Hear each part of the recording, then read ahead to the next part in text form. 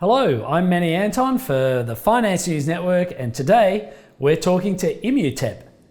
Immutep's ticker is IMM, and they have a market cap of around 480 million.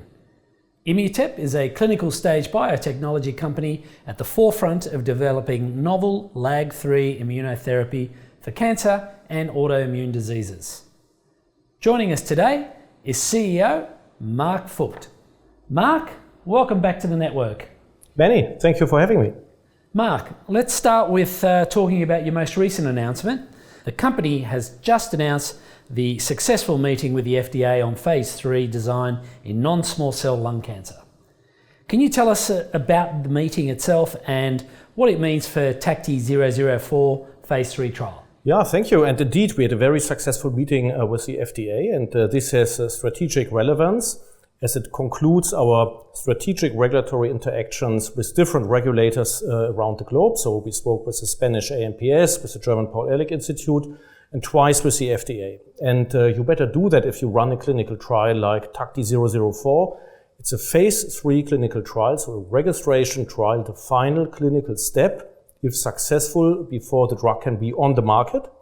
750 patients, and it's in the most relevant market in oncology, in first-line non-small cell lung cancer, total addressable market, $24 billion. And we do that together with Keytruda, top-selling drug of the world, 25 billion annual sales. So we teamed up with US Merck and announced that a few months ago. And now we have been putting the clinical trial design to the test in terms of regulatory interactions, and we found actually great support so that the statistical setup for the trial is appropriate, that the medical setup for the trial is appropriate. So before we actually start the clinical trial, that we have all boxes checked for this massive opportunity. Can you give us something along in terms of chronology? When can we expect to see some results, and when can what is the expectation around timing? Yeah, important question. Let's start the trial first. This will happen back end of this year, Q1 next year. We will be relatively aggressive in terms of the recruitment, and it should recruit very well because the patient has the option in this controlled clinical trial, so 2 groups of patients, to have in both arms best available standard of care, that's Keytruda plus chemotherapy, plus FD, a modern, innovative immuno-oncology drug, or placebo. So from a recruitment perspective, it should happen very well, it should happen very fast and efficiently. We hope to have the trial fully recruited by mid of 26 and to have an interim readout by end of 26. However, already by end of next year, we are talking here about so-called event-driven readouts. So enough patients need to be on study and need to be adequately in shape and experience what you want to see. So already by back end of 25, futility analysis could happen. And if we positively jump over that hurdle, we can have all hopes for a good clinical trial. So we will not hang out in this clinical trial without news flow, which is always important for the company, for its shareholders and potential new investors. All right, well, let's move on to the next piece of news. So you've also had some positive results announced recently in first-line head and neck carcinoma patients.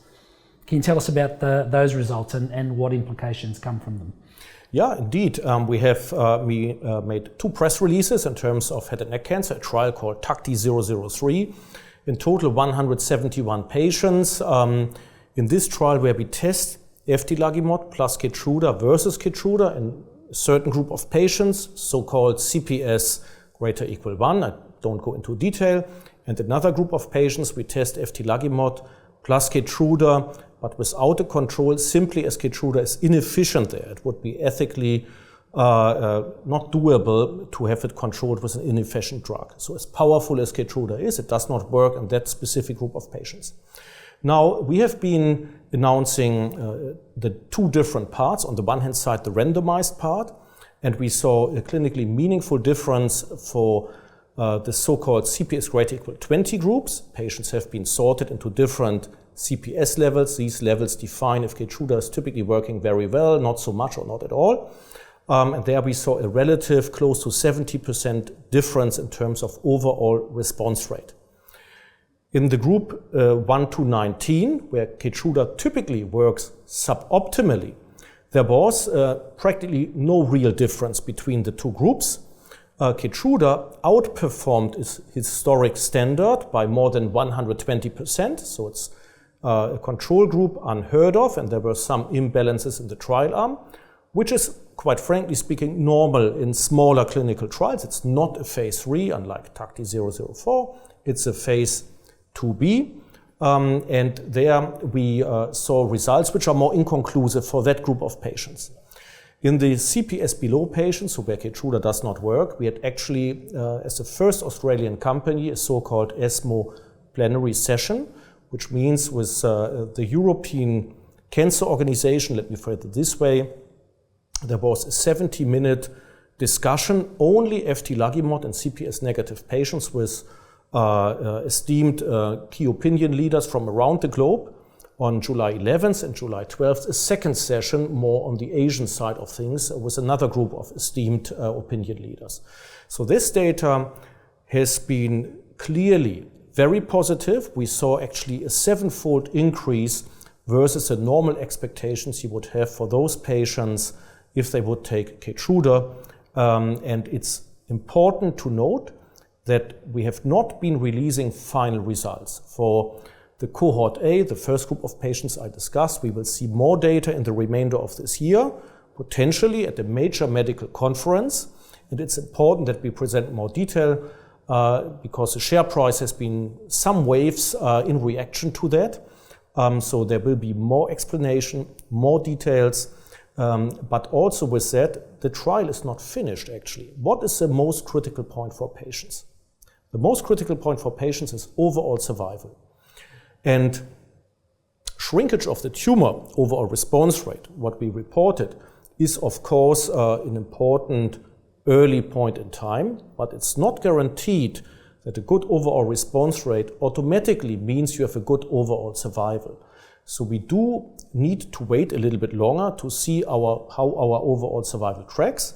In the past, we saw very good overall survival, and if you look carefully at the data which has been disclosed, you can have some very good hopes, especially as more data has been disclosed so far. For the cohort B at the ESMO plenary, you see how patients have been doing over time. So what I'm trying to say with a lot of words is there is more to come and more important things to come for this clinical trial. We will also discuss with the FDA prior to end of the year in order to detect the best ways to move forward. There are certain sweet spots for this very aggressive disease, which is also very heterogeneous.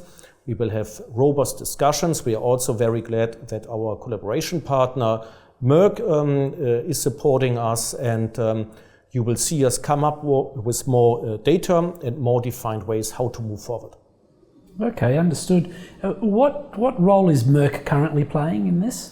Merck is collaborating with us. They are providing supply in terms of Keytruda. And of course, we have discussions with our collaboration partner, but those are not for the public domain. And we also collaborate with them in non-small cell lung cancer. And we entered into this collaboration for TACTI-004 phase 3 registration trial prior to the results coming out. And this has been the first time since more than 2.5 years that Merck is entering into a phase 3 collaboration. You've recently also announced that the company has received regulatory clearance for the phase 1 study of the LAG-3 agonist antibody designed to treat autoimmune diseases. Can you tell us about that study and what the implications are and what you hope to achieve? Yeah, definitely. Especially, I'm glad about this question, especially as it's often overlooked. We are not a one-product company, not a single study company, but we have actually another asset which is coming out of so-called preclinical development and now entering a first-in-human study. This program is designed to address autoimmune diseases, so to bring the immune system back into the right balance. In oncology, you would like to have an active immune system, your body actively fighting cancer. Autoimmune diseases, your own immune system has been running wild, so we bring it back under control. That's the aim of this program. By the way, potentially addressing more than 90% of autoimmune diseases as we go to the root cause of the disease, which are the chronically LAG3 activated T cells. Not a symptomatic approach where you try to get rid of the symptoms, in case of psoriasis, in terms of the plaques, for instance, but addressing the root cause of the disease. The phase 1 study now is a trial which will take place in Leiden in the Netherlands. We have been receiving regulatory and ethical clearance to start it, so you can expect first patient in soon. And this is designed, first of all, to see some safety, unlike in oncology, not in patients, but in healthy volunteers. But we will also detect biological activity in that trial. So there will be an irritation of the skin, deliberate irritation of the skin, once the dose is defined. And then we will treat either with placebo or with a drug this local inflammation, which allows them to read into the biological activity of IMP761. It's in a blinded fashion. So a phase 1 trial with many different aspects. And the good thing about autoimmune diseases is you see results relatively early on. So we will have first results in the remainder of this year and then more results in first half of next year. To finish up, let me just ask you, the remainder of 2024, what can we expect in terms of news flow? Yeah, most important things are, of course, on the one hand side, progress for TACTI-004 to get that phase 3 study underway. Then TACTI-003, head and neck cancer, more data, regulatory discussions, define the path forward. Metastatic breast cancer, another clinical trial, should deliver the right dose for the whole program. It also gives some insights how the drug works together with chemotherapy in metastatic breast cancer. We have other smaller clinical trials in soft tissue sarcoma, urothelial cancer, and this is eftilagimod alone.